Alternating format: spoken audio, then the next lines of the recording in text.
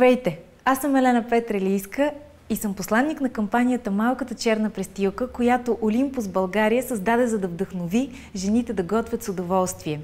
Знам, че жените в днешно време са изключително заети. Опитват се да правят хиляди неща наведнъж. Затова, за тяхно улеснение, заедно с Олимпус, създадохме няколко видеорецепти, които са лесни, бързи за приготвяне и не на последно място здравословни.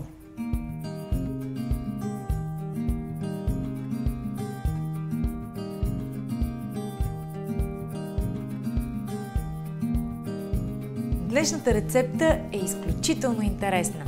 Пилешки тимбъл с спанак, извара и крем от цедено мляко с печени червени чушки.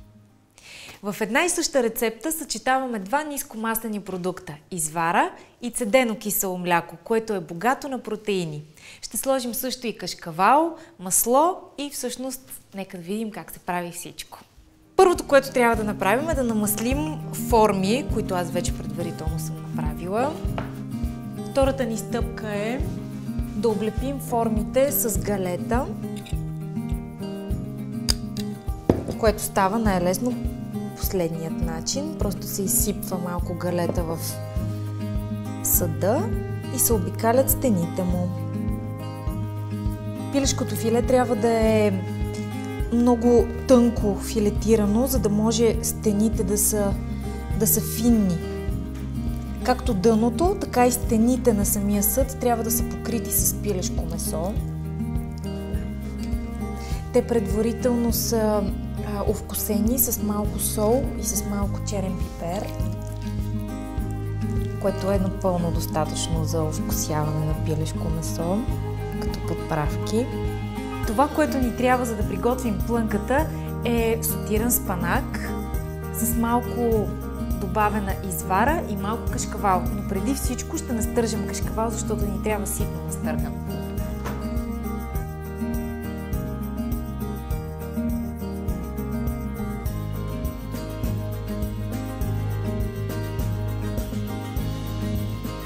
Започваме да приготвяме плънката за тимбалите.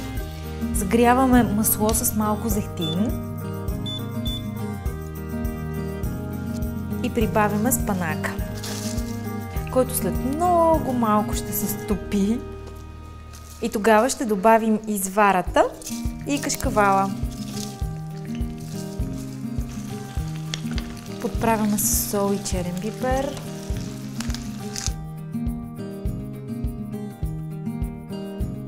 Изключваме котлона и вече на изключен такъв добавяме извара.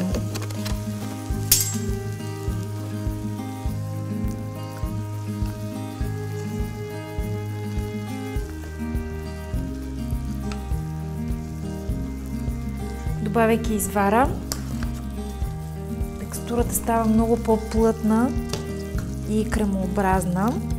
Добавяме и около 100 грама кашкавал. Разбъркваме, за да се смесят добре всички съставки. И сме готови да напълним тимбалите.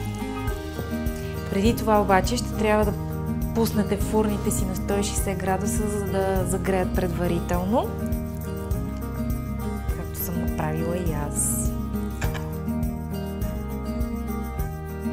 И ги затваряме плътно.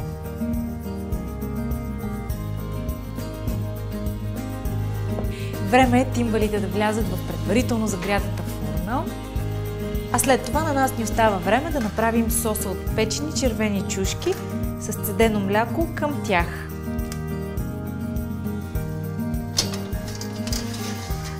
Залавяме се с приготвянето на соса към тимбалите. За него са ни необходими печени червени чушки, които е много добре, ако не са от буркан, защото те са кисели и сосът ще стане не много вкусен.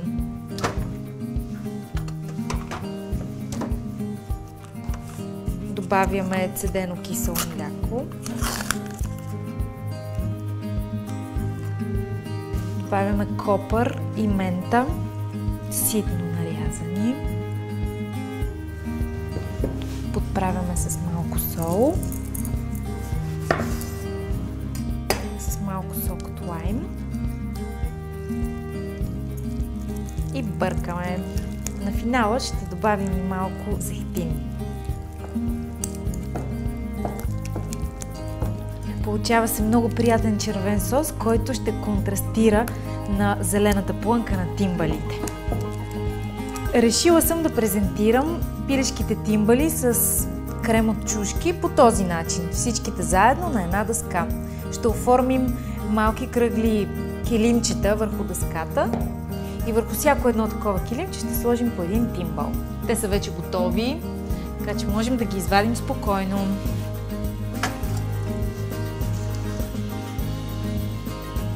Изваждаме ги един по един.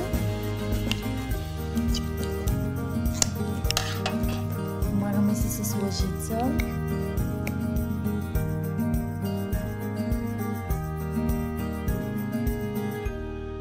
И декорираме наистина по желание.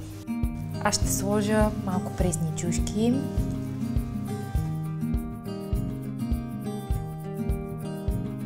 Просто истинско.